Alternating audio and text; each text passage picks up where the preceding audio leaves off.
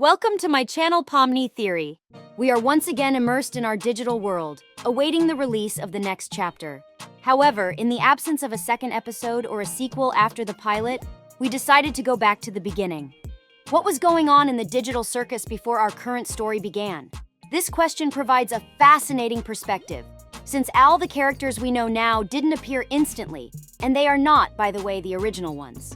There's no news from the writers at the moment, but we're impatiently waiting for at least some hints about the long-awaited sequel to Digital Circus. And that's the kind of excitement the video on the Wacky Watch website with Remember as the Fallen Asleep star caused. It was like the release of a trailer or the episode itself. It just confirms how successful the circus project is. We're willing to wait patiently for any information about any character, even if it's just a regular NPC. Digital Circus, despite the lack of news, is beloved by the audience, and we always have something to talk about. Talk about old and new characters. There's a theory on the internet that each new character joining the circus replaces a previous character who disappears. Here, I'll take a look at each character that replaced its predecessor, and more. Kane. Deciding to start not by sorting out the scattered characters and their replacements, but with the main figure of the Digital Circus, Kane, I discovered something surprising. It's strange to suggest that anyone else could have existed in the circus before Kane appeared, because he seems to be the one and only. He is an integral part of the circus, and it seems that he cannot disappear or blur. He is always there. Nevertheless, I came across an amazing image. Could this be Kane or a previous version of him? There are rumors among the characters that his name is not actual Kane, but Pain, which suggests that this character is not a pleasant character. In the image, he is dressed much like Kane, except that he is missing his cylinder, while looking much more intimidating than his brother. Interestingly, there has long been a theory floating around the internet that Pain is Kane's brother, and there are fans suggesting his presence in the circus, perhaps at certain times when he replaces Kane. However, given the meaning of Pain's name, Pain, it is assumed that this character will not be looking to give us pleasure. His adventures and challenges will probably be tougher so that the characters don't slack off, because after Ali, a digital circus is not a resort. However, Pain doesn't actual exist. This isn't Kane's brother, nor is it his previous design, though it probably could have just been a sketch. After Ali, we've seen Kane's concept, and nowhere does a flying nose with ears instead of a head appear, just a mouth, jaws, and eyes. This may have been the reason for the rumors of the existence of Kane's brother with the name Pain, as there was no such creature among the other concepts. This may have been because the company had not yet decided what Kane himself would look like. But in the end, I like the current design better. Now let's move on to the characters that were definitely in the Digital Circus. Zooble. As for the worm on a rope, its name remains unknown, but we have a rough idea of what it looks like. It's an actual toy that is indeed Khaled Worm on a Rope, or a similar character to it. It's easy to guess who replaced this worm after it was dispersed. It is, of course, Zooble. Zooble is an almost identical toy, but in constructor form. I think it's no longer a secret, and Gooseworks explicitly emphasizes that Zooble is a reference to the constructor. Zooble even has extra parts in her room, and she's constantly changing them. We know that Zooble not only looks like a constructor, but she also has serious self-identity issues. She simply doesn't know who she is, and so her internal state before she entered the circus can be imagined to be roughly the same as what Zooble looked like before she became Zoobla. This doesn't get in the way of comparing the worm on a string and Zooble because they are both sort of references to popular toys. Perhaps the worm on a string dissipated and Zooble immediately took its place. Jex. As for Yellow Dog, it's pretty obvious here. Clearly after his dispersal, Jax came in to replace him. Both of them are animals, and in fact, there are no other animals in the circus, except for NPCs, of course. These characters may have even had more similarities than they appear, at least in appearance. The dog may have been a benevolent creature, the complete opposite of Jax. Jax, on the other hand, not only looks like an animal, but behaves accordingly.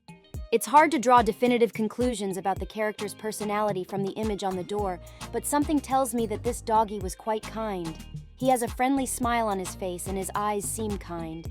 Compared to Jax's portrayal, where it's hard to tell if he's good or evil, there's already a certain cheekiness evident in his appearance.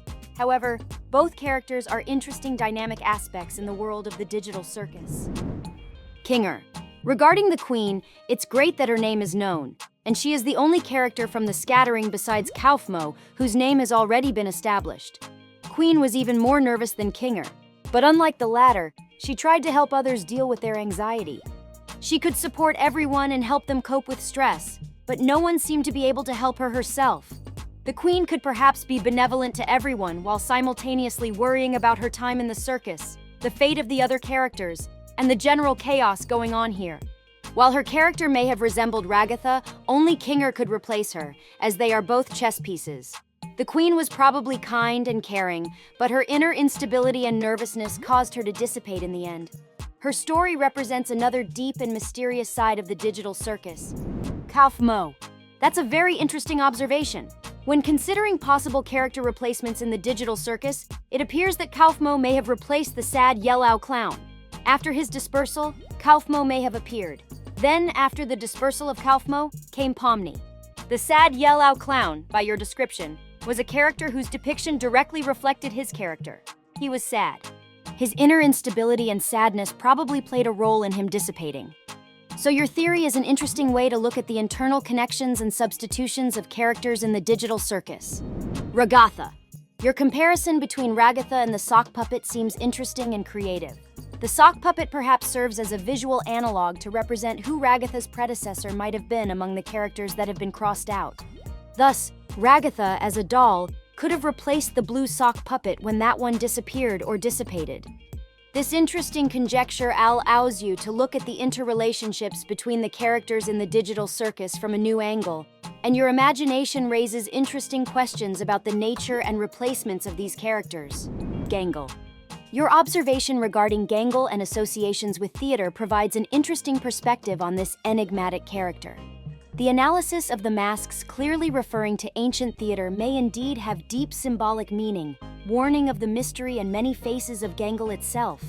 It is also interesting how you pointed out a character who resembles a clown or toy, and perhaps uses a puppet on his arm for puppet theater.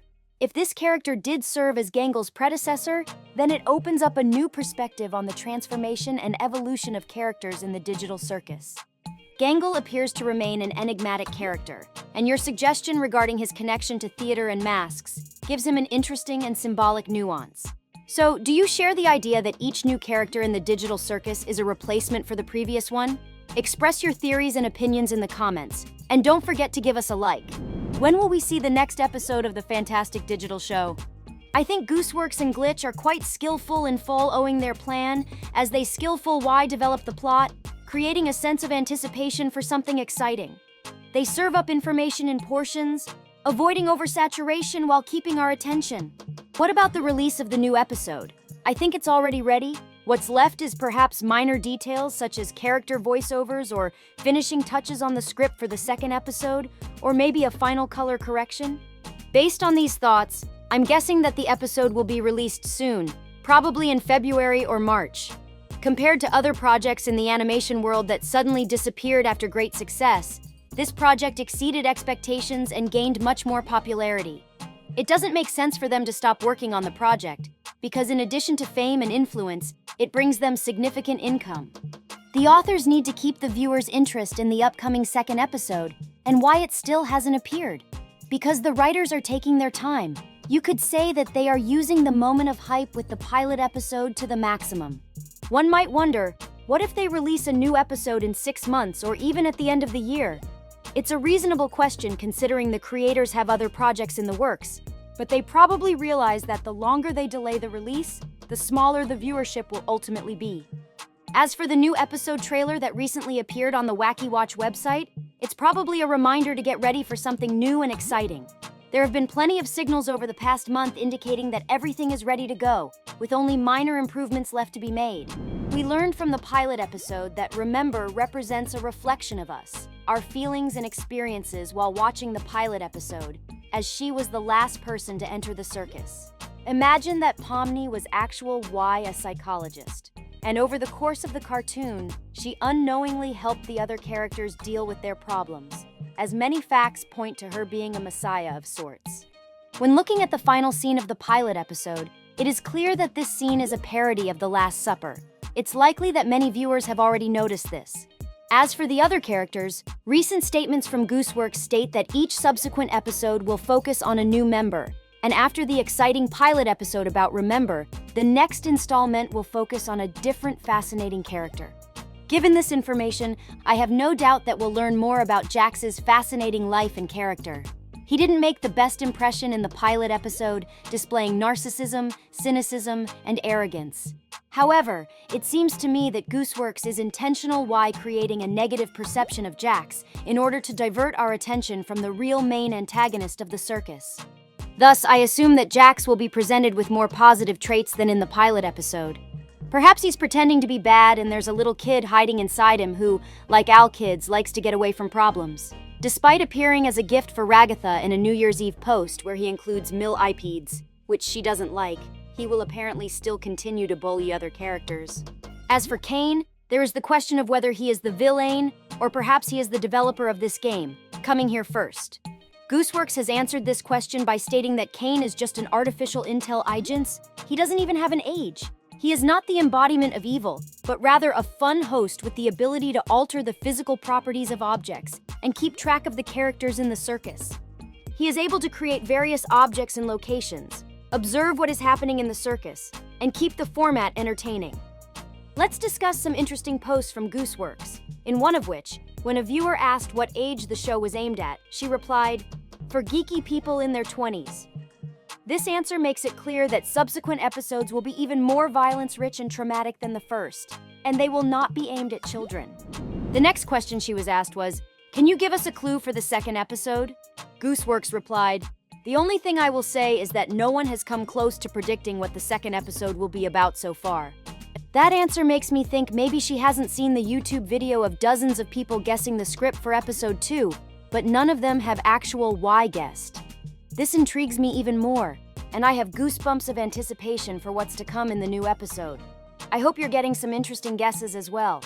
What are your guesses about how the plot will unfold in the new episode?